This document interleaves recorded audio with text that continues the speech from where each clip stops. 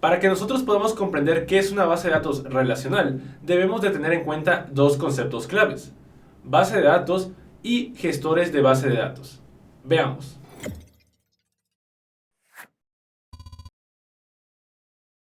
Una base de datos no es más que un conjunto de datos organizados, los cuales poseen una relación entre sí. Por ejemplo, una guía telefónica es una base de datos de nombres, direcciones y, por supuesto, números telefónicos. A pesar que la guía telefónica la podemos considerar como una base de datos, esta posee muchos problemas al momento de trabajar con la información, es decir, con los datos. Por ejemplo, encontrar a un usuario en específico puede ser una labor que nos lleve mucho tiempo, en especial si la guía telefónica posee cientos o miles de usuarios.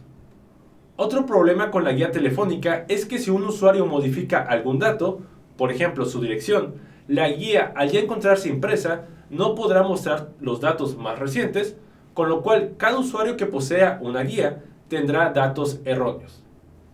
Todos estos problemas pueden aplicarse a cualquier sistema de almacenamiento físico, una lista de alumnos, horarios de clase, una cartelera de cine, etc. Para evitar todos estos problemas en computación, se desarrollaron los sistemas de base de datos, también conocidos como gestores de base de datos.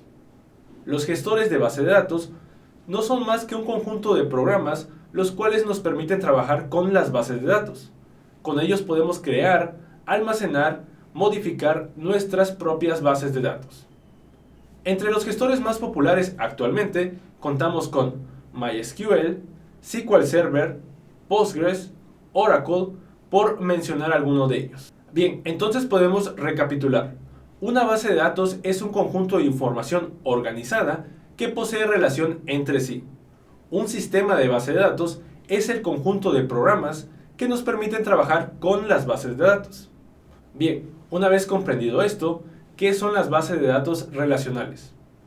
Podemos definir a una base de datos relacional como la colección de tablas, las cuales almacenan información de forma estructurada. Una tabla posee columnas y posee filas, muy similares a las hojas de cálculo.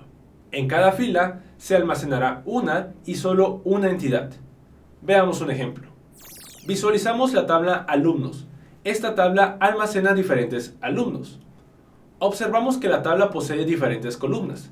Cada columna no es más que un atributo de nuestra entidad alumno. Los atributos pueden variar de tipo. Pueden ser numéricos, flotantes, alfanuméricos, de tipo fecha, etc. En cada fila podemos visualizar una sola entidad, es decir, a un solo alumno. En base de datos relacionales, cada entidad debe de poseer un atributo que lo hace único en la tabla. A este atributo lo conoceremos como llave primaria. Para que una tabla tenga relación una con otra, estas deben de almacenar datos redundantes. Aquí entra el concepto de llaves foráneas. Entonces podemos concluir que una base de datos relacional no es más que un conjunto de tablas las cuales almacenan entidades. Estas entidades poseen atributos, que son representados mediante columnas. Cada entidad debe de poseer un identificador único, y para que las tablas posean relación entre ellas, deben de almacenar datos redundantes. Para que nosotros podamos trabajar con bases de datos relacionales, necesitamos de un gestor de base de datos y el lenguaje de consultas SQL. Podemos pronunciarlo como SQL o SQL. De ambas formas es correcto. Aprenderemos esto y mucho más en el nuevo curso de base de datos en Código Facilito.